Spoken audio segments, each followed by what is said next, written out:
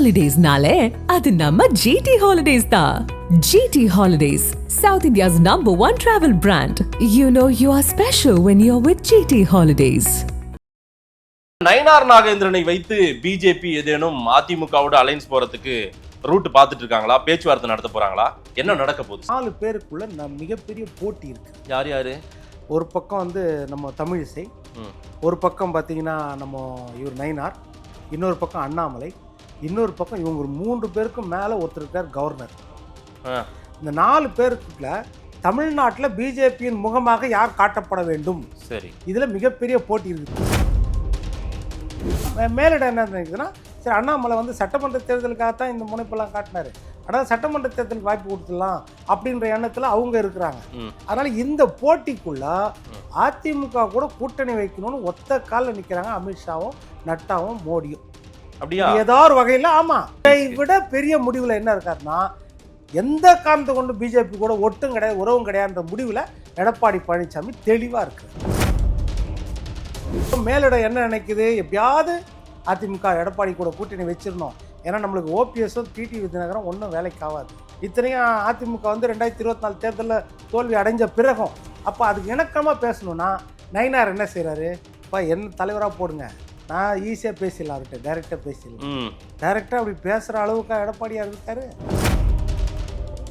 Annamalai London பயணத்தை முடித்து விட்டு வந்த நாள்ல இருந்து ஏடி மிக விமர்சிக்கிறது. இது எல்லாம் வைத்து பார்க்கும்போது பிஜேபி ரொம்ப ஸ்மூத்தா அணுகுறாங்க ஏடிஎம்கேவோட நெருக்கம் காட்டுறதுக்கு. லண்டன்லேருந்து அவர் வந்த பிறகு அதிமுக பற்றி பேசல. முதலே தான் அதான் சொன்னாங்க, எப்போத்துலேருந்தோ அவர்கிட்ட சொல்லிட்டு தான் இருக்காங்க. ஆனால் அவர் பேசிட்டு தான் இருந்தார். இப்போ எதுக்கு பேசலைன்னா தலைமை கேள்விக்குறியாக இருக்குது அவருக்கு. பிஜேபி கூட கூட்டணி சேர்ந்தால் கடந்த காலத்தில் கூட்டணி சேருகிற கட்சிகள் கரைந்து போய்விடும். அப்படி கூட்டணி சேர நீங்க மறுத்தால் உங்க கட்சி உடைந்து போய்விடும். இதை புரிஞ்சுக்கிட்டதால் தான் எடப்பாடியார் வந்து இவங்க சித்தாந்தமும் வேறாம் இவங்க கூட்டணி வேறான்னு அவர் ஒதுங்கி. கடைசி கட்டமா மோடியும் எடப்பாடியும் ஒரு சந்திப்பு நடக்கும், அதனுடைய ரூட்டை போட்டு கொடுக்கறது வந்து சிபிஆர் வந்து இதற்கான முயற்சிகளில் ஈடுபட்டு கொண்டிருக்கிறார் அப்படின்றதும் சொல்றாங்க. அமித்ஷா எடப்பாடிட்ட ஒரு நவம்பர் டிசம்பரோ அடுத்த வருடம் ஜனவரி பிப்ரவரியோ தேர்தல் நெருங்கும் நேரத்தில் கடைசியா மோடி எடப்பாடியுடன் பேசுவார், அதை மீறுவாரா? என்னன்னு எல்லாம் சொல்லி பார்த்தாங்க. எடப்பாடியா இடி ரைடு விட்டா வந்துருவாரு, எடப்பாடியா 2 வார்த்தை பேசினா வந்துருவாரு, அண்ணாமலையை மாத்திட்டா வந்துருவாரு, அண்ணாமலை இணக்கமா பேசினா வந்துருவாரு. எல்லாம் முடிஞ்சு கடைசி எங்க போயிட்டாங்க, அட்லீஸ்ட் மோடி பேசினாவது ஒரு வாரம் நடக்காதுன்றீங்களா? நிச்சயமா. அதாவது மோடியும் பேச மாட்டாரு. உங்களால உறுதியா சொல்லிட முடியுமா அதிமுக பிஜேபி கூட்டணி வரவே வராது? நிச்சயமாக வரக்கூடிய வாய்ப்பு கிடையாது. அதன் தமிழர்களுக்கு வணக்கம். பல்வேறு துறைகளில் ஆக சிறந்த ஆளுமைகளை சந்தித்து நாம் நேர்காணல் எடுத்து வருகிறோம். அந்த வகையில் மீண்டும் நம்மோடு இணைந்திருக்கிறார் அரசியல் விமர்சகர் திரு பொன் வில்சன் அவர்கள். அவரிடம் கேட்பதற்கு நிறைய இருக்குன்னு வாருங்களோடமே கேட்போம். வணக்கம் பொன் வில்சன் சார். வணக்கம் மதேஷ், எப்படி இருக்கீங்க? நல்லா இருக்கேன் மதேஷ். 2026 தேர்தல் இந்த கூட்டணி கணக்குகள்லாம் எப்படி இருக்கும்னு நாமளும் ஏற்கனவே 2-3 முறை பேசியிருக்கோம். பட் இருந்தாலும் இப்ப இருந்தே சின்ன சின்ன ஒரு அதிர்வலைகளும் அது கூட்டணி பேச்சுவார்த்தைகளும் திரைமறைவில் நடந்துட்டு இருக்கிறதா சொல்றாங்க. திமுக கூட்டணி இன்டாக்டா இருக்கு, ஆனால் சின்ன சின்ன அங்க மாற்று கருத்துக்கள் இருந்தாலும் மறுபடியும் ஒட்டிக்கிறாங்க எல்லாரும் ஒன்னா. அதிமுக பாஜக என்ன பண்ண போறாங்க? இதுதான் பலருடைய கேள்வியா இருக்கிறது. அதிமுக பாஜக கூட்டணி ஒரு ரகசியமாக டெல்லியில் ஒரு சந்திப்பு நடந்ததாக சொல்றாங்க.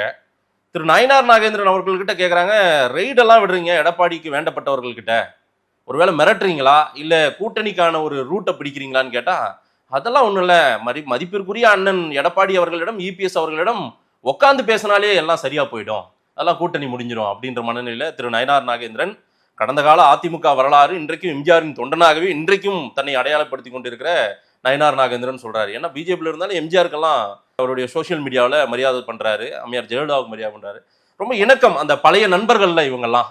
ஒருவேளை நயினார் நாகேந்திரனை வைத்து பிஜேபி ஏதேனும் அதிமுகவோட அலைன்ஸ் போறதுக்கு ரூட் பார்த்துட்டு இருக்காங்களா? பேச்சுவார்த்தை நடத்த போறாங்களா? என்ன நடக்க போகுது சார்? இல்ல அந்த மாதிரி நம்ம கணக்கு போட்டோம்னா நயினார் நாகேந்திரனை விட நரேந்திர மோடி, அண்ணாமலை, திரு ஸ்டாலின் அவர்கள், கலைஞர் வழியில் வந்தவர், இவங்கெல்லாம் எம்ஜிஆருடைய மிகப்பெரிய விசுவாசிகளா இருக்கிறாங்க. ஏன்னா நயினார் நாகேந்திரனை விட உண்மையான விசுவாசிகளா அவங்க இருக்கிறாங்க. உண்மையா பார்த்தா அண்ணாமலை எல்லாமே எம்ஜிஆருக்கு ஈக்குவல் தான் எங்களுக்கு மோடி அப்படின்ற மாதிரி எம்ஜிஆர் வழியில் தான் மோடியே எம்ஜிஆர் தான் வழிகாட்டின்ற மாதிரி அவர் பேசுறாரு. சரி. அதனால அப்போ விசுவாசம்னு பார்த்தா எல்லாருக்கும் விசுவாசம் இருக்கும். சேகர் பாபு கூட விசுவாசம் இருக்கும். அது மாதிரி தங்கம் தென்னரசுக்கு விசுவாசம் இருக்கும். இங்கேருந்து போனவங்க KKSRலேருந்து அனிதா ராதாகிருஷ்ணன்லேருந்து அத்தனை பேருக்கும் விசுவாசம் இருக்கும். எம்ஜிஆர் என்பதுதான் கடல். ஆனா நயினாரை நம்ம அப்படி இது பண்ண முடியாது. காரணம் நான் சொல்றேன், அவங்க கிளாஸ்மேட் இல்ல, அதோட ஒண்ணா உட்கார்ந்து இருந்தவங்க. பின்னால் வரையும் சொல்றேன். இப்போ நீ என்னன்னா பிஜேபியில ஒருத்தர் எம்ஜிஆர் விசுவாசியா இருந்தா அதை அடையாளப்படுத்துறீங்க, திமுகல எம்ஜிஆர் விசுவாசியா இருந்தா வேணான்றீங்க. அது எப்போ அர்த்தம்? அப்போ எம்ஜிஆர் கட்சியில திமுக போனா அவங்க விசுவாசிகள். எம்ஜிஆர் கட்சி அம்மையார் ஜெயலலிதாவை திமுகவில் இருக்கிறவங்க யாருமே அடையாளப்படுத்தி அவங்களுடைய நினைவு நாள்லயோ அவங்களுடைய பிறந்த நாள்லயோ மறைந்த மாபெரும் மக்கள் போற்றும் தலைவின்னு யாருமே எழுதலையே. நயினார் நாகேந்திரன் மட்டும் பிஜேபியில இருந்து எழுதுறாரு, தொடர்ச்சியா எழுதுறாரு. இல்லையா அத்தனை பேரும் இன்னைக்கு விசுவாசம் இல்ல. டிஎம்கேல அப்படி பண்றது இல்ல. டிஎம்கேல எப்படின்னா எம்ஜிஆர் கூட எம்ஜிஆர் பற்றியான ஏதேனும் வரும்போது ஒரு வரி பாராட்டுறாங்க. நயினார் நாகேந்திரன் சொல்றீங்க, அவருக்கு ஒரு படி மேல போய் அண்ணாமலை பாராட்டினாரா இல்லையா? ஓகே. அப்போ எம்ஜிஆருக்கு நாணயம் வெளியிட்டது யாரு? நாணயம் அவங்க தானே அனுமதி கொடுத்தாங்க. அப்படி இருக்கும்போது எம்ஜிஆர் பேர்ல இது ரயில்வே ஸ்டேஷன் வச்சாங்கல்ல. அதனால எம்ஜிஆர் புகழ்ன்றது எப்படி காமராஜர் புகழை மறைக்க முடியாதோ அதற்கு அடுத்த தலைவர் நிலைமையில பார்த்தீங்கன்னா தமிழ்நாட்டை பொறுத்த வரைக்கும் எம்ஜிஆர் ஒரு பொன்மனச்செம்மல் வள்ளல்ன்ற விதத்தில் வந்து ஏழைகளுக்காகன்றது போது எம்ஜிஆர் அடுத்த அடையாளம் அப்படின்றது தான். அதனால அது யார் வேணாலும் கையில் தூக்குவாங்க. அது கூட இருந்தவங்க எதிரி கூட சரி. அந்த மாதிரியா கலைஞரே என்னோட 40 ஆண்டு கால நண்பர் சொன்னாரா இல்லையா புருக்லின் மருத்துவமனையில் இருக்கும்போது. அதனால அது வந்து ஒரு பெரிய இது கிடையாது. என்ன காரணத்துக்காக அவர் பேசுறாருன்னு தான் பார்க்கணும். நயினார் நாகேந்திரன் ரெட்டலுக்கு எதிராக தானே நிக்கிறாரு தேர்தல்ல. சரி, எம்ஜிஆருடைய சின்னம் தானே. அப்புறம் என்ன எம்ஜிஆர் விசுவாசின்னு சொல்லிட்டு பேசுறாருன்னு அதெல்லாம் வந்து அரசியலுக்காக பேசுறது, அது வேற விஷயம். என்னன்னா இப்ப அந்த கட்சியை பொறுத்த வரைக்கும் ஒரு 4 பேருக்குள்ள மிகப்பெரிய போட்டி இருக்கு. யார் யாரு? ஒரு பக்கம் வந்து நம்ம தமிழிசை, ஒரு பக்கம் பார்த்தீங்கன்னா நம்ம இவர் நயினார், இன்னொரு பக்கம் அண்ணாமலை, இன்னொரு பக்கம் இவங்க ஒரு 3 பேருக்கும் மேலே ஒருத்தர் இருக்கார் கவர்னர். இந்த 4 பேருக்குள்ள தமிழ்நாட்டில் பிஜேபியின் முகமாக யார் காட்டப்பட வேண்டும், சரி, இதில் மிகப்பெரிய போட்டி இருக்குது. அதனால தான் கவர்னரும் அந்த மாதிரி தான் பேசுகிறார். ஆனால் இந்த 4 பேருக்குள்ளே இருக்கிற போட்டிகள் என்னென்னா தமிழிசை என்னென்னா ஒரு பெரிய பதவியில் இருந்தாங்க, கவர்னர் பதவியில். அண்ணாமலை கடந்த முறை எடுத்த தவறான முடிவுகளால் என்ன ஆச்சுன்னா அவங்க வந்து இங்கே தேர்தலில் நிற்க வேண்டிய சூழ்நிலை ஆயிடுச்சு. அது எங்கே தூத்துக்குடியில் போய் நிற்க வேண்டிய சூழ்நிலை ஆயிடுச்சு. அவங்களுக்கு அது உள்ளுக்குள்ளே ஒரு வருத்தம் இருக்கும். அதே மாதிரி நயினார் எதிர்கட்சி தலைவராக எம்எல்ஏவா சிட்டிங் எம்எல்ஏவாக இருக்கார், அவரும் தேவையில்லாமல் ஒரு எம்பிக்கு நிற்க வேண்டிய சூழ்நிலை ஆயிடுச்சு. இதெல்லாம் ஒரு சிக்கல். எப்படின்னா இவர் எடுத்த தவறான முடிவால் அண்ணாமலையால் பேச்சால் முன்னணி தலைவர்களெல்லாம் வந்து இந்த எம்பி எலெக்ஷன் நிற்கணும், அப்போ ஓட்டு சதவீதத்தை நம்ம கூட்டி காமிக்கணும் அப்படின்ற சூழ்நிலை அவங்களெல்லாம் பதவி இறக்கம் டீப்ரமோட் பண்ண மாதிரி ஆயிடுச்சு. அதெல்லாம் அவங்க மனசில் வச்சிருக்கிறாங்க. கடைசியில் ஒன்றுத்தில் கூட ஜெயிக்க முடியல, தெரிஞ்சு போச்சு. அப்போது அண்ணாமலை கெப்பாசிட்டி இதுதானே. ஆனால் மேலிடம் என்ன நினைக்குதுன்னா சரி அண்ணாமலை வந்து சட்டமன்ற தேர்தலுக்காகத்தான் இந்த முனைப்பெல்லாம் காட்டினாரு, ஆனால் சட்டமன்ற தேர்தலுக்கு வாய்ப்பு கொடுத்துடலாம் அப்படின்ற எண்ணத்தில் அவங்க இருக்கிறாங்க. அதனால இந்த போட்டிக்குள்ள அதிமுக கூட கூட்டணி வைக்கணும்னு ஒத்த காலில் நிற்கிறாங்க அமித்ஷாவும் நட்டாவும் மோடியும். அப்படியா? ஏதோ ஒரு வகையில் ஆமாம், அது ஓப்பன் தானே, அவங்க தான் கதவை திறந்துன்னு வச்சிருக்காங்க. மோடியே முடிவுல தான் இருக்காரு. இதை விட பெரிய முடிவுல என்ன இருக்காருன்னா எந்த காரணத்தை கொண்டு பிஜேபி கூட ஒட்டும் கிடையாது உறவும் கிடையாதுன்ற முடிவுல எடப்பாடி பழனிசாமி தெளிவா இருக்கிறார். அவ்வளவுதான். இந்த கூட்டணி உருவாக வேண்டும்னு பிஜேபி விரும்புறதை விட பிஜேபி மட்டும்தான் விரும்புதுன்னு சொல்றோம். ஆனா பிஜேபி விரும்புறதை விட இன்றைக்கு ஆளுங்கட்சியும் கூட்டணியும் மிகவும் விரும்புகிறாங்க. இல்ல அவங்களுக்கு ஆதரவா பேசுறவங்க மிகவும் விரும்புறாங்க. இது நடக்கணும். அவர் ஒரு வார்த்தை சொன்னா கூட்டணி உருவாயிடும், இவர் ஒரு வார்த்தை சொன்னா கூட்டணி உருவாயிடும். ஒவ்வொரு வார்த்தைக்கும் புது அர்த்தங்கள் கண்டுபிடிச்சு எப்படி ஒரு மாத்திரையில 1000 மருந்துகள் இருக்குமோ அது போல ஒரு வார்த்தை விட்டா அதுல 1000 கலந்து இவங்க 2 பேரும் ஒன்னாயிருவாங்க. இது எதுக்காகனா ஒரு பக்கம் நான் சொன்னது நயினார் நாகேந்திரன் எதுக்காக சொல்றாருன்னா அந்த மாநில தலைவர் பதவி அவருக்கு வேணும். அப்போ மேலிடம் என்ன நினைக்குது, எப்படியாவது அதிமுக எடப்பாடி கூட கூட்டணி வச்சிருந்தோம்.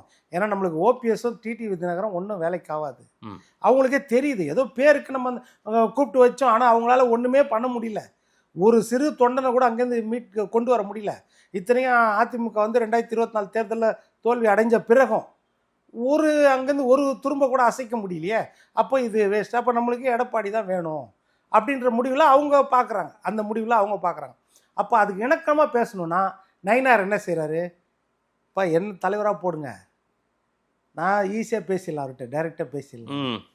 டைரக்டா அப்படி பேசுற அளவுக்கு எடப்பாடியார் இருக்காரு. ம். எடப்பாடியார் அமித்ஷா வரும்போதே நான் பார்க்க மாட்டேன்னு சொல்லிட்டார் சரி. அப்பவே. அதனால அதுல வந்து இன்னொன்று செயற்குழு பொதுக்குழு கூடி தான் 2023 செப்டம்பரில் தீர்மானம் நிறைவேற்றினாங்க. பிஜேபி கூட ஒட்டும் இல்லை உறவும் இல்லை அப்படின்றது. அதனால அதை சீக்கிரத்தில் மாற்ற மாட்டாங்க. இல்ல, நீங்க வேகமா திரு பொன் வில்சன் அவர்கள் வந்து மோடி, அமித்ஷா, நட்டா எல்லாருமே ஏடிஎம்கே கூட்டணியை விரும்புவதாக சொல்லிட்டீங்க. ஆனால் அதிமுகவில் எடப்பாடி திடகார்த்தமாகவும் அதே போல வலிமையாகவும் பிஜேபியோட ஒட்டுமில்லை உறவும் இல்லை இருப்பதாக சொல்ல முடிந்தது.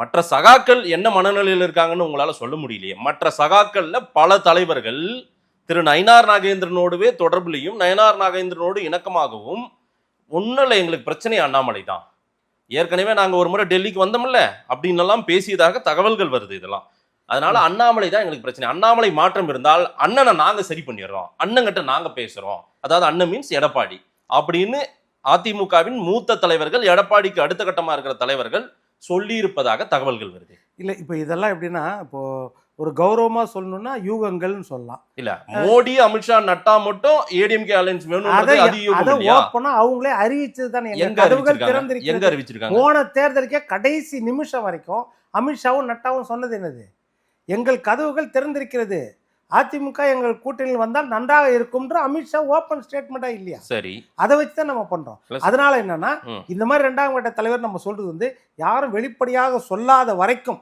இப்ப நயினார் நாகேந்திரன் நான் சொல்ல, எஸ்பி வேலுமணி அவர்கள் சொல்லியிருக்காரு, பிஜேபியோட இருந்திருந்தா 35 தொகுதிகள் கிட்ட நாங்க வெற்றி பெற்றிருக்க முடியும் 24ல, அதை கெடுத்ததே அண்ணாமலை அப்படின்னு சொல்லியிருக்காரு. கெடுத்தது அண்ணாமலைன்னு சொல்லாரு.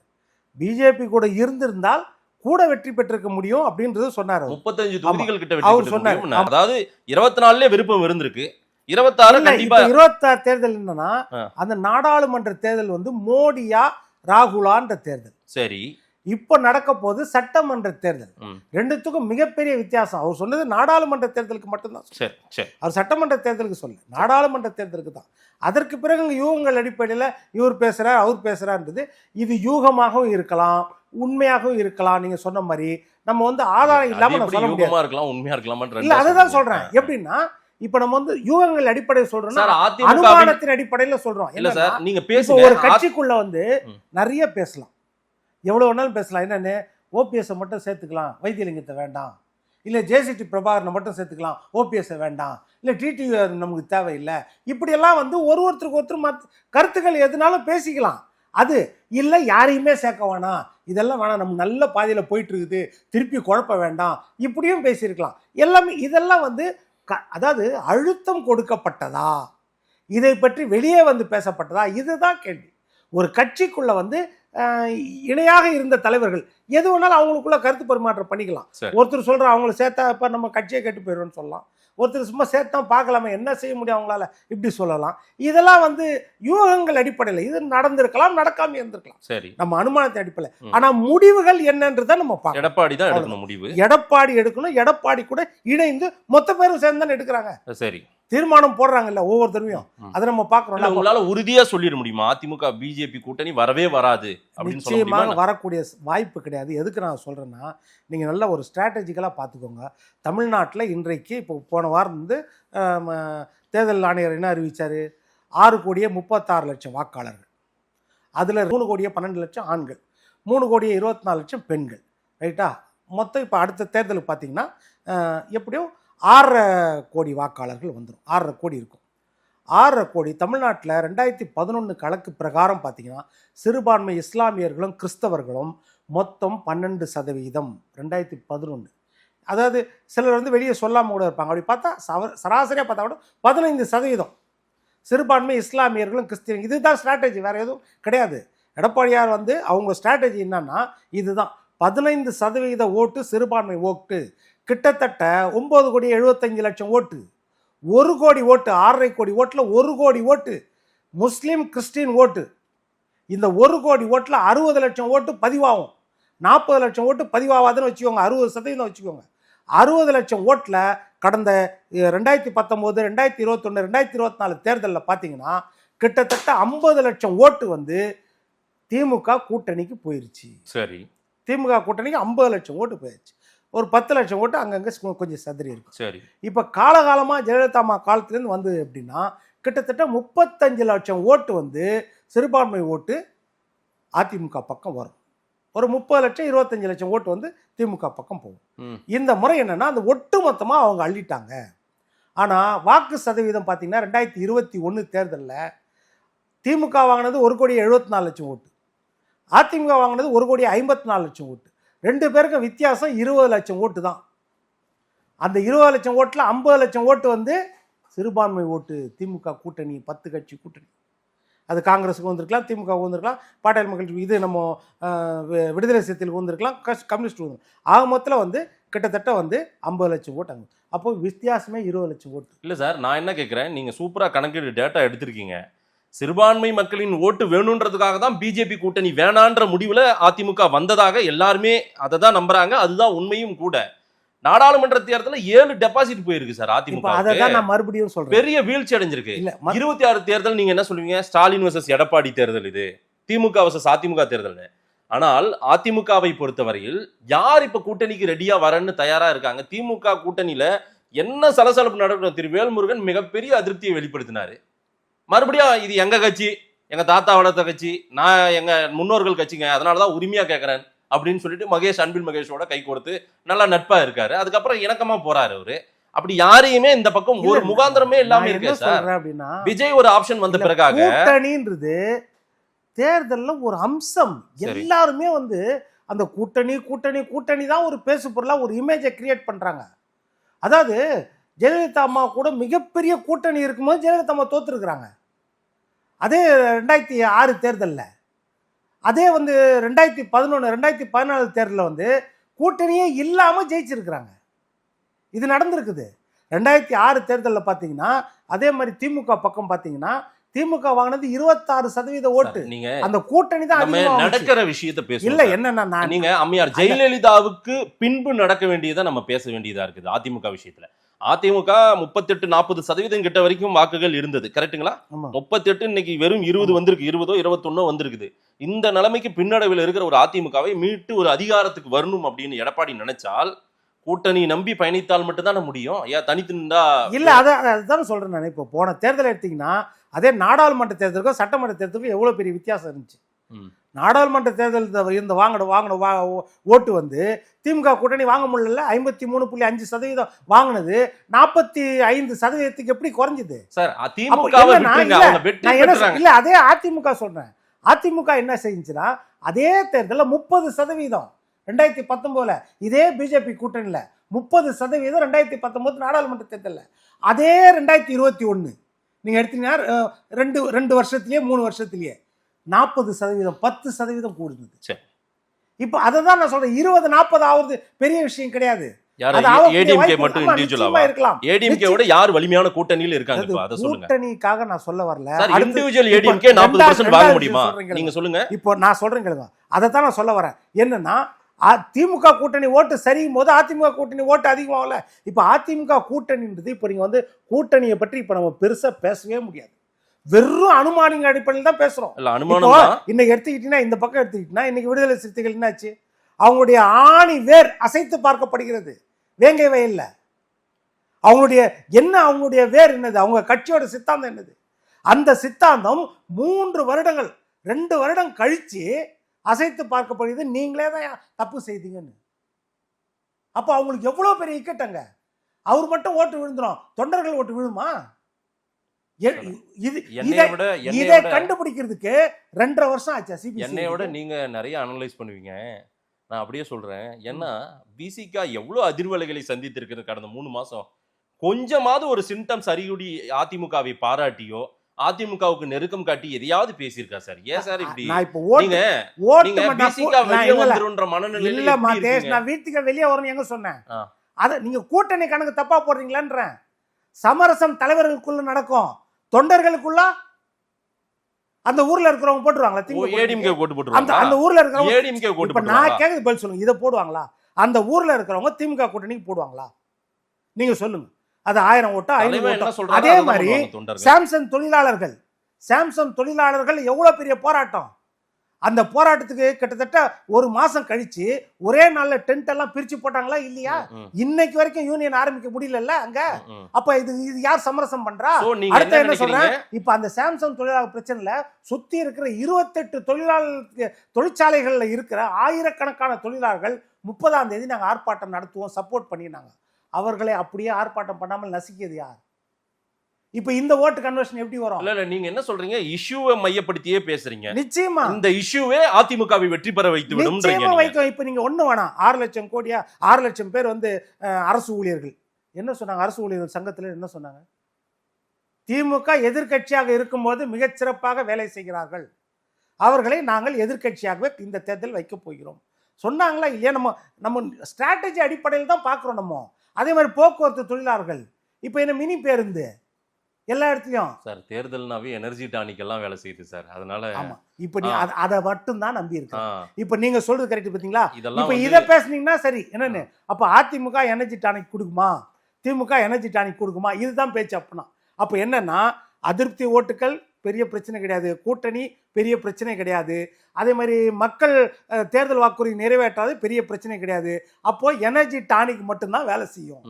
அதைத்தான் மக்களை வந்து இந்த திசைக்கு திருப்பி விட்டார்கள். இதுதான் இந்த சக்தியில தான் எந்த அளவுக்கு நிற்கும்ன்றதான். இப்ப திமுக அந்த டானிக்கு தான் வேலை செய்யும் நீங்க சொல்றீங்க. அப்ப திமுக கூட்டணிக்கே அது தெரியுது, தலைமைக்கே தெரியுது. சரி நம்ம கூட்டணி பெருசான்னு கிடையாது, மற்றபடி நம்ம வந்து ஆதிக்க சக்தி அதை பார்க்கணும், அப்புறம் பணபலம், ஆதிக்க பலம், ஆட்சி பலம், இதை வச்சுதான் நம்ம ஓட்ட முடியும்ன்றது அவங்களுக்கு தெரியுது. எல்லா விஷயத்திலயும் அவங்க சமரசத்துல அதுக்காகத்தான் போறாங்க அப்படின்னு தெரியுது. ஆனா இதை தாண்டி தான் வந்து பிரதான கட்சியா இருக்குது அதிமுக. ஒரு நேச்சுரல் கெப்பாசிட்டி அறுவடை, அதாவது அதிமுக கூட்டணியில் அதிருப்தி ஒரு பக்கம் வருதுன்னா தொண்டர்கள் மத்தியிலையோ 2ஆம் கட்ட தலைவர்கள் மத்தியோனா அதை நேச்சுரலா அறுவடை செய்யற இடத்துல வந்து அதிமுக இருக்குது. அந்த விதத்தில் தான் நான் சொல்றேன். இன்னொரு பக்கம் பாத்தீங்கன்னா ஒரு 11 நாள் செய்தி ஒரு கடைசி ஒரு 11 நாள் செய்தித்தாளை நம்ம எடுத்து பார்ப்போம். பிரதான எதிர்க்கட்சி அதிமுகன்றீங்க, ஆமாவா? போராட்டம் நடத்துறாங்க, பொதுக்கூட்டம் நடத்துறாங்க, எல்லாமே ஓகே. அதை விட செய்தி எல்லாம் யார் யார் ஆகுறாங்கன்னா பிஜேபி ஆகுறாங்க, சீமான் ஆகுறாரு, இதெல்லாம் தான் நடந்திருக்கு. விஜய் ஆகுறாரு. அதிமுக இந்த இடத்துல வந்து பெரிய அளவுக்கான செய்தியில இடம் பெறல. அந்த மாதிரி ஒரு நிலை இருந்துட்டு இருக்கா இல்லையா? இல்ல நீங்க இதே நிலையில போனா தேர்தல்ல மக்கள் மறந்துடுவாங்க சார். இதெல்லாம் செய்திகள் ஆகுறதெல்லாம் வச்சுட்டு ஓட்டா மாறாது. இது கலைஞரே கடந்த காலத்துல சொல்லியிருக்கேன். கூடுற கூட்டம்லாம் நான் ஓட்டா மாற, மக்கள் மறந்துடுவாங்க. அதனால மக்கள் மறந்துடுவாங்க. இல்ல அந்த நேரத்துல இதை விட எழுச்சியா இருக்கும். இதை விட ஜெயலலிதா இல்ல சார் கடைசி 6 மாசத்துல கடைசி 3 மாசம் 6 வடநாட்டுல இருந்து வந்து அம்மா ஜெயிச்ச மாதிரி எல்லாம் ஜெயிக்க முடியுமா? இதே மாதிரி தான் ஜெயலலிதா அம்மா 1989 சொன்னாங்க, ஒரு நடிகை எல்லாம் நாடாள முடியுமா, எம்ஜிஆர் அளவுக்கு இவங்க வர முடியுமான்னு தான் சொன்னாங்க. இதே மாதிரி தான் ஒவ்வொரு கட்டத்திலையும் இப்படிதான் சொல்லுவாங்க. அந்த கட்டத்தை வந்து மக்கள் தான் நிர்ணயிப்பாங்க. யாருமே நினைக்கல 10 வருஷம் ஆன்டி இன்கம்பன்சிக்கு அப்புறம் எடப்பாடியார் வந்து பிஜேபி கூட்டணியில் இருந்து கூட மைனஸ் சிறுபான்மை ஓட்டு விடாத போது கூட இந்த மாதிரி 75 இடத்துல இந்த கூட்டணி ஜெயிக்கும்னு யாரும் எதிர்பார்க்கல. ஆனால் ஜெயிச்சாங்களா இல்லையா? இத்தனைக்கும் அப்போ டிடிவி செல்வா கூட இருந்தார், ஒரு பக்கம் செல்வா கூட இருந்துச்சு, டிடிவி இல்லைன்னு சொல்ல முடியாது. ஓபிஎஸும் ஓரளவுக்கு செல்வா கூட இருந்தார், இந்த பக்கம் இருந்தார் ஓபிஎஸ் இந்த கூட்டணியில் இருந்தார். ஆனால் இன்னும் கூட்டணியில் குழப்பம், இரட்டை தலைமை இவங்க கிட்ட நிறைய இடத்துல உள்ளடி வேலையெல்லாம் இருந்துச்சு. ஒரு பக்கம் பிஜேபியும் உள்ளடி வேலை பண்ணிட்டு இருந்தாங்க, தினகரன் வெளியே இருந்தால், அப்படி இருந்து 75 இடம் ஜெயிச்சாங்க. அதனால் இதை தீர்மானிக்க முடியாது நம்ம. ஆனால் என்னென்னா கடைசி ஒரு 3லேருந்து 6 மாதம் நீங்கள் அப்போ தான் வந்து அந்த உச்சபட்ச லெவலில் இருக்கும். கூட்டணி பேச்சுவார்த்தையும் சரி, எதிர்கட்சியோட சித்தாந்தங்கள், எதிர்கட்சியோட போராட்டங்கள் எல்லாம் வந்து அந்த கடைசி ஒரு 3-6 மாதம் தான். இப்போ நீங்களே சொன்னீங்க என்னன்னு, மக்கள் எது பேசினாலும் மறந்துடுறாங்க. ஆமாம், மக்கள் எது பேசினாலும் மறந்துடுறாங்க. ஒரு சிச்சுவேஷன் வரும்போது இன்னொரு, இப்போ கள்ளக்குறிச்சி டக்குன்னு மறந்துடுது. அடுத்தது மாணவி அண்ணாமலை பல்கலைக்கழகம் வருது, அண்ணா பல்கலைக்கழகம் முடிஞ்சதுன்னா இப்போ வேங்கை வயல் வருது. ஒரு பிரச்சனை வரும்போது இன்னொரு பிரச்சனை மறையுது. அது இல்லைன்னு சொல்ல. ஆனால் அப்போ அந்த கடைசி 3லேருந்து 6 மாதம் தான் அதிருப்திகள் எல்லாமே வெளிப்படும். அப்போ வந்து என்னன்னா திமுக கூட்டணி இன்டாக்டா இருக்குது நம்ம இன்னைக்கு வரைக்கும் சொல்றோம். நாளைக்கு எப்படின்னு தெரியாது. அது இதுல இன்னொரு விஷயமும் இருக்குது. ஏன்னா அதிமுக கூட்டணி வந்து அதிமுக கூட பிஜேபிக்கு போயிட்டா வன்னியரசு பேச முடியாது. திமுக கிட்ட 25 சீட்டுன்னு 6 சீட்டு இல்ல போங்க சனாதனத்துக்கு கூட. வன்னியரசு எங்க அதிமுகவோடு இணக்கம் காட்டுற மாதிரி என்னைக்காவது பேசியிருக்காரா? நீங்க ஒரு தொலைக்காட்சி இல்ல, மாதிரி நான் ஒரு 10 பேட்டி அவரது பாப்பேன். ஐயா, எனக்குமே காட்டாதவங்க தான் சுத்தமா எனக்கு வேண்டாம். நீங்க வேற யாரையாவது கூட எடுத்துக்காட்டு சொல்லலாம். எங்க அண்ணன் வன்னியரசு என்னைக்காவது ஏடிஎம்கே பக்கம் திரும்பி பார்த்திருக்காரா? திமுக பக்கம் அவர் நெருக்கமே திமுக பக்கம் தான் பேசுவாரு. ஐயா, ஓப்பனா திமுகவை பற்றியே என்ன சொன்னாரு தொலைக்காட்சியில? என்ன சொன்னாரு? பொது தொகுதி உங்களுக்கு நீங்கலாம் கேக்குறேன். இல்ல, நான் இந்த 3 வருஷம் ஆட்சி பத்தி கேக்குறேன். அரசியல் எங்க அண்ணன் தான் வன்னியரசு, எனக்கே தெரியும். எனக்கும் தான் நண்பர். நான் என்ன சொல்றேன், எந்த பக்கம் பேசுவாரு? சமதூரத்தில் தான் வைப்பாரு. அதிமுக திமுகவும் மனதளவுல சமதூரத்தில் தான் வைப்பாங்க. சூழ்நிலைக்காக அங்க இருக்கிறாங்க, அவ்வளவுதான். நல்லா தெரிஞ்சுக்கோங்க. அவங்களுடைய சித்தாந்தம் வேற. அவங்க அதிமுக திமுக ரெண்டையும் சமதூரத்தை வைப்பாங்க. அவங்களுடைய பிரதான எதிரி யாரு? சனாதன கொள்கை, பிஜேபி. இதுதான் அவங்க பிரதான எதிரி. சரி, அப்ப எப்படி அவங்கள நீங்க திமுகவுக்கு மட்டும்தான் அவங்க நண்பர் சொல்ல முடியும்? இன்னைக்கு அந்த பக்கம் இருக்கிறாங்க, அங்க விசுவாசமா இருப்பாங்க அந்த கூட்டணியில. அவங்க அதிமுக பேசலன்றதுக்காக அதிமுக பக்கம் வரமாட்டாங்கன்னு எப்படி நிச்சயம்? 2 முக்கியமான விஷயங்கள் சார் நான் உங்களுக்கு ஹைலைட் பண்றேன். பிஜேபி நீங்களே சொல்லிட்டீங்க, மோடி, நட்டா, அமித்ஷா எல்லாருமே ஏடிஎம்கேவோட அலைன்ஸ் போகணுன்றதுல இப்போவே தொடங்கிட்டாங்க விருப்பத்தை. 2 விஷயம் நடந்ததா சொல்றாங்க. டெல்லியில ஒரு பேச்சுவார்த்தை நடந்து 3 மாசம் ஒரு கால அவகாசம் அதிமுக பொறுமை காக்க சொன்னதாகவும், காத்திருங்க அப்படின்னு சொன்னதாகவும் ஒரு செய்திகள் ஒன்று பரவுது. 2வது நயனார் ராகேந்திரன் ரூட்டு ஒன்றும் சொல்றாங்க. இன்னொரு விஷயமும் நடந்திருக்கு. அண்ணாமலை லண்டன் பயணத்தை முடித்து விட்டு வந்த நாள்ல இருந்து ஏடிஎம்கே விமர்சிக்கிறதுல நீங்க பாத்தீங்கன்னா நல்லா நோட் பண்ணீங்கன்னா தெரியும். ஸோ டெல்லியே சொல்லியிருக்கு போல, நீங்க எதுவும் பேச வேணான்ற. இது எல்லாம் வைத்து பார்க்கும்போது பிஜேபி ரொம்ப ஸ்மூத்தா அணுகுறாங்க ஏடிஎம்கேவோட நெருக்கம் காட்டுறதுக்கு. இல்லைன்னா அதிரடியா இறங்க ஆரம்பிச்சிட்டாங்க.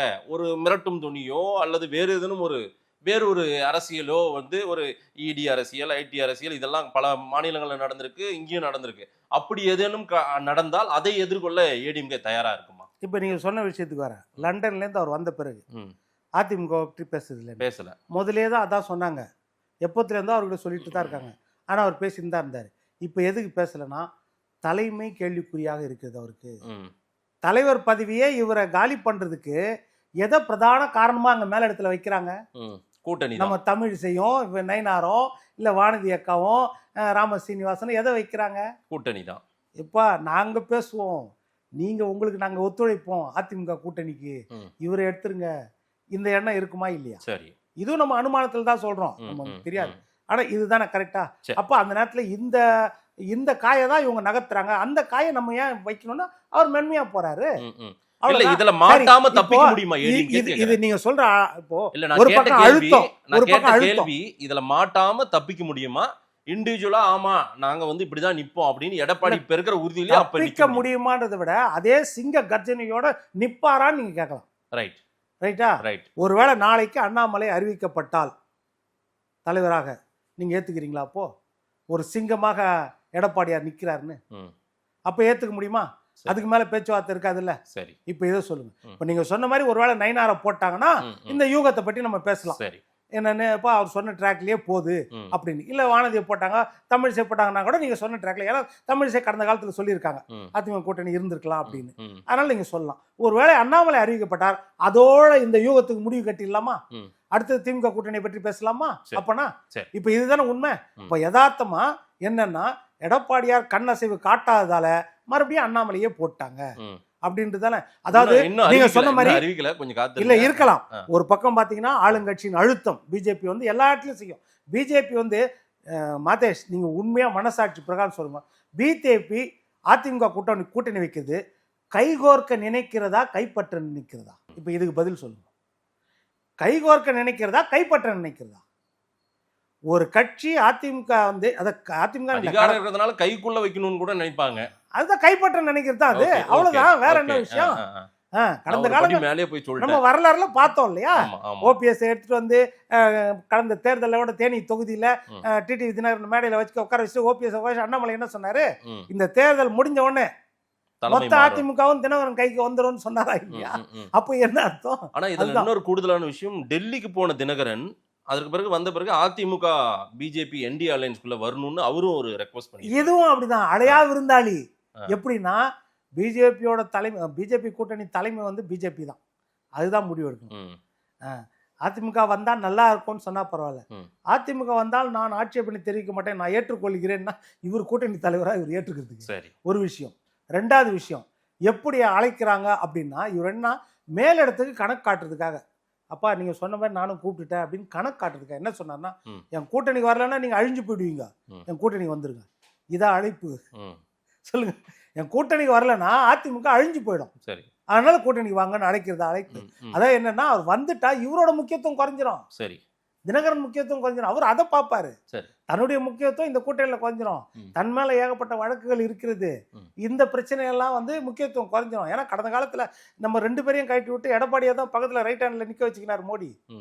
இது தெரியல கடந்த காலத்துல. சரி, அதனால இதெல்லாம் வந்து நம்ம பேச்சுவார்த்தையில நமக்கு தெரியுது. தினகரனும் எப்படி பேசியிருக்காரு எல்லாம் தெரியுது. ஆனா இதெல்லாம் மீறி எடப்பாடியார் நிற்கிறாரு அப்படின்றத ரொம்ப முக்கியமான ஒன்று. இல்லை, எடப்பாடி பழனிசாமி அவர்கள் ரொம்ப தீர்க்கமாக நிற்கிறாரு. இது வந்து இந்த கட்சியை வளர்த்தெடுக்கணும், பிஜேபி இல்லாமல் நாம் வந்து பயணிக்கணுன்ற எண்ணம் அவருக்கு உளமாறு இருப்பது எனக்கும் தெரியும். நான் என்ன சொல்கிறேன், மகாராஷ்டிராவில் சிவசேனா பார்ட்டி பால் தாக்கரேவின் கட்சியை நிர்மூலமாக்கணவங்க பிஜேபி. அதெல்லாம் கண்ணு முன்னாடி வந்து போகுது. அதை தான் சொல்கிறேன். நான் என்ன சொல்ல வரேன், பால் தாக்கரே கட்சி மட்டும் கிடையாது, உத்தவ் தாக்கரேக்கும் ஏக்நாத் ஷிண்டே என்ன ஒரு பக்கம் உருவாக்குனார். சரத்பவாருக்கு பதில் அஜித் பவார் உருவாக்குனார். 2 கட்சியும் வெர்டிகல் டிவிஷன். இங்க வெர்டிகல் டிவிஷன் கிடையாது, முடியல. அங்க வெர்டிகல் டிவிஷன் 60-40, குறைஞ்சது 60-40. இன்னமும் வெர்டிகல் இருக்கும் அப்படின்ற மாதிரியும் சில செய்திகள். இங்க அது முடியாது. அதான் பார்த்துட்டாங்களே, எல்லா வழியிலையும் முயற்சி பண்ணி பார்த்துட்டாங்க அவங்க. எங்க முதல் ஆஸ்தான ஒரு அவங்களுக்கு அறிவுரையாளர் ஒருத்தர் இருக்கார், பெரிய அறிவுரையாளர், சோக்கு அடுத்தபடியா குருமூர்த்தி. 2017 பிப்ரவரி 5ஆம் தேதி ராஜினாமா கடிதத்தை கொண்டு போய் ஜெயலலிதா அம்மாட்ட கொடுத்துட்டாரம்மா, 3 தடவை நீங்கள் தான் முதலமைச்சராக்குனீங்க, பரவாயில்ல நீங்களே வச்சுக்கோங்க, கொடுத்துட்டு போய் படுத்தாது தூக்கம் வரல ஓபிஎஸ்க்கு. அவர் 7ஆம் தேதி என்ன செய்கிறாரு, அவருக்கு ஃபோன் பண்ணுறாரு விடிய காலையில், என்ன செய்யுதுன்னே புரியல குருமூர்த்தி, போய் தர்மயுத்தம் உட்கார் சமாதியில் சொல்லிட்டாரு. அன்னையிலேருந்து இன்னைக்கு வரைக்கும் பிஜேபி பேச்சை தட்டாத ஒரே மனிதர் ஓபிஎஸ். அவங்களுக்கு அதான் பிரச்சனை. ஓபிஎஸ் நாங்க என்ன சொன்னாலும் கேட்டுக்கிறாரு, குருமூர்த்தியை சொன்னது தானே. ஆனா இபிஎஸ் கேட்கவே மாட்டாரு. அதுதான் ஒண்ணு சொல்றாரு பாருங்க, அது நோட் பண்ண வேண்டிய விஷயம். குருமூர்த்தி சொன்ன ஒரு வார்த்தையை, எடப்பாடி மாதிரி ஒரு தலைவரை வச்சுக்கிட்டு அதிமுக பாஜக கூட்டணி உருவாகும்னு நம்மளால உறுதியா சொல்ல முடியாது. ஒரு தலைவரை வச்சுக்கிட்டுன்றாங்க. அப்ப வேற ஏதோ தலைவரை உருவாக்குவதற்கு கூட வாய்ப்புள்ள நபர்கள் சூத்திரதாரிகள் தான் இவங்க எல்லாம். அவங்களுக்கு நிறைய ஓபிஎஸ் கிடைப்பாங்க, ஆனா எடப்பாடி கிடைக்க மாட்டாரு. சரி, ஓபிஎஸ் அன்னைக்கு 3 முறை முதலமைச்சர், மிகப்பெரிய 2017 பிப்ரவரியில மிகப்பெரிய சித்தாந்தத்தோட ஒரு அடையாளத்தோட இருந்தாரு. அவர் பின்னாடி எத்தனை எம்எல்ஏக்கள் போனாங்க எல்லாம் இருந்துச்சு. ஆனா தர்மயுத்தத்துக்கு பிறகு கடந்த 4 ஆண்டுகளாக பிஜேபி பேட்டையை கேட்டதால் 3 முறை முதலமைச்சராக இருந்தவர். அதே நேரத்தில் அவர் ஆட்சி செய்த அந்த 3 மாசமும் 4 மாசமும் நல்லா பண்ணார். நம்ம ஜல்லிக்கட்டு எல்லாமே தெரியும் நம்மளுக்கு. என்ன அந்த தலைவர் பிஜேபி பேச்சை கேட்டதால் கடைசியில் என்ன ஆச்சுன்னா, ஏதோ ராமநாதபுரத்தில் போய் ஒரு தொகுதியில் தன்னுடைய மகனின் சிட்டிங் தொகுதியை கூட வாங்க முடியல தெரியும். அங்கே போய் ஒரு பலாப்பழத்தை கையில் கொடுத்து நிற்க வச்சிட்டாங்களா, எந்த நிலைமைக்கு ஆயிடுச்சு. அதுதான் பிஜேபி கூட கூட்டணி சேர்ந்தால் கடந்த காலத்தில் கூட்டணி சேருகிற கட்சிகள் கரைந்து போய்விடும். அப்படி கூட்டணி சேர நீங்க மறுத்தால் உங்க கட்சி உடைந்து போய்விடும். இதை புரிஞ்சுக்கிட்டதால் தான் எடப்பாடியார் இவங்க சித்தாந்தமும் வேற இவங்க கூட்டணி வேறான்னு அவர் ஒதுங்கி. ஆனா சட்டமன்ற தேர்தல் வரலாற்றுல 2021 கணக்குப்படி பார்த்தா பிஜேபி அதிமுக பிளஸ்ஸா தான் இருந்திருக்குது. ஏன்னா அவங்க எம்எல்ஏவும் 4 எம்எல்ஏ உள்ள போயிருக்காங்க, பிஜேபி எம்எல்ஏக்கள். ஸோ அந்த பிளஸும் கண்ணு முன்னாடி வந்து போகும். அதையும் நம்ம பார்க்கணும். ரொம்ப இன்னொரு முக்கியமான விஷயம், கடைசி கட்டமா மோடியும் எடப்பாடியும் ஒரு சந்திப்பு நடக்கும், அதற்கான ஏற்பாடுகளுக்கு இப்ப இருந்தே பேச்சுவார்த்தைகள், அதனுடைய ரூட்டை போட்டு கொடுக்கறது சிபிஆர் இதற்கான முயற்சிகளில் ஈடுபட்டு கொண்டு இருக்கிறார் அப்படின்றதும் சொல்றாங்க. அமித்ஷா எடப்பாடி இல்ல, மோடி எடப்பாடி ஒரு சந்திப்பு, கூட்டணிக்காக ஒரு பேச்சுவார்த்தை இப்ப இல்ல, ஒரு நவம்பர் டிசம்பரோ அடுத்த வருடம் ஜனவரி பிப்ரவரியோ தேர்தல் நெருங்கும் நேரத்தில் கடைசியா மோடி எடப்பாடியுடன் பேசுவார், அதற்கான வாய்ப்புகளும் இருக்குன்னு சொல்றாங்க. அதை மீறுவாரா அமித்ஷாவை பார்க்க மறுத்த எடப்பாடி?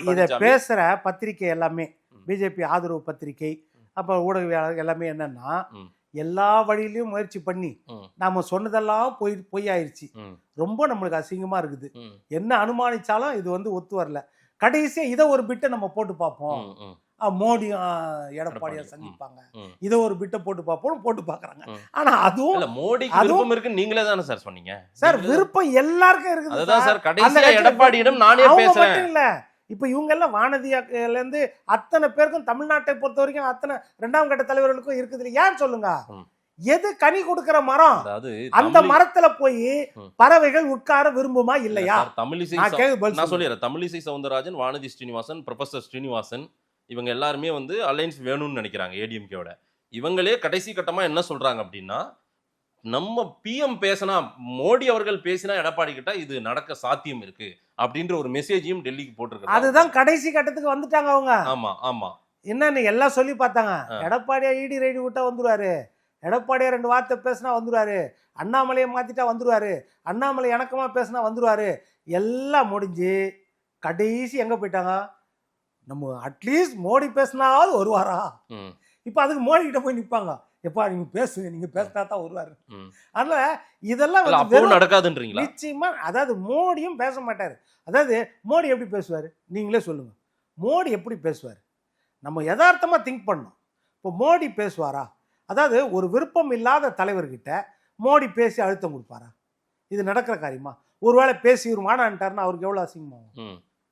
இதெல்லாம் வந்து எப்படின்னா கீழ்மட்டத்திலேருந்து எனக்கு சூழ்நிலை வந்தாதான் அந்த மேல் மட்டத்துக்குள்ள ஒரு ஃபார்மாலிட்டிக்காக பேசுவாங்க. நீங்க உறுதியா சொல்றீங்க ஏடிஎம்கே பிஜேபி அலைன்ஸ் வராது? நிச்சயம். நான் தான் யதார்த்தமா ஓட்டு வங்கி கணக்கு வந்து பாத்தீங்கன்னா, ஏன்னா சிறுபான்மை மக்களை பொறுத்த வரைக்கும் கடந்த காலங்கள்ல முழுக்க சிறுபான்மை ஓட்டுகள் மட்டுமே அதிமுக நம்புது, எடப்பாடி நம்புறாரு. இன்னொரு பக்கம் பரம்பரை அதிமுக ஓட்டு இருக்குது பாருங்க. திமுக விரும்ப மாட்டாங்க, அதற்கு அடுத்தது பிஜேபியை விரும்ப மாட்டாங்க. பரம்பரை அதிமுக அதிருப்தி ஓட்டுகள் இருக்குது, அது வெளியே போயிருக்கும் கடந்த காலங்களில். இதெல்லாம் உளவு பிரிவு ரிப்போர்ட் கொடுத்துருக்கோம். ஒன்னே சிறுபான்மை மட்டும் கிடையாது, அதாவது பட்டியலின மக்களின் ஓட்டு இருக்கும். அவங்க வந்து உயர்தர வகுப்பின் கட்சி ஒரு பிஜேபின்னு ஒரு பிம்பம் தமிழ்நாட்டில் கட்டமைக்கப்பட்டது. அது உண்மையோ போய் அது வேற விஷயம். நான் என்ன சொல்றேன், அது மாதிரி கட்டமைக்கப்பட்டது. அப்போ அந்த பாரம்பரிய ஓட்டுகள் சிலது சிதறி இருக்கும், இல்ல போடாம போயிருக்கும், இல்ல மாற்று கட்சிக்கு போயிருக்கலாம், வேற கட்சிக்கு போயிருக்கலாம், புதுசாக வந்த கட்சிகளுக்கு போயிருக்கலாம். ஏன்னா இன்னைக்கு நீங்க சொல்ற மாதிரி பிளேயர்ஸ் இருக்கிறாங்க. நாம் தமிழர் ஒரு பக்கம் இருக்கிறது, பிஜேபியும் ஓரளவுக்கு வலுவாக இருக்குது. ஆனால் சட்டமன்ற தேர்தலில் எந்த வலுவும் தெரியாது. சேச்சுரேஷன் பாயிண்ட் வந்துட்டு இப்போ அவங்க அதுலேருந்து திருப்பி டிகிரேட் ஆனாலும் ஆகலாம் வாக்கு வங்கியில், அதை நம்ம சொல்ல முடியாது. இன்னொரு பக்கம் நீங்கள் சொன்ன மாதிரி தாவேக்கா வருது, விஜய் வந்திருக்காரு, விஜய் கிட்ட வந்து நல்ல ஃபேன்ஸ் இருக்காங்க.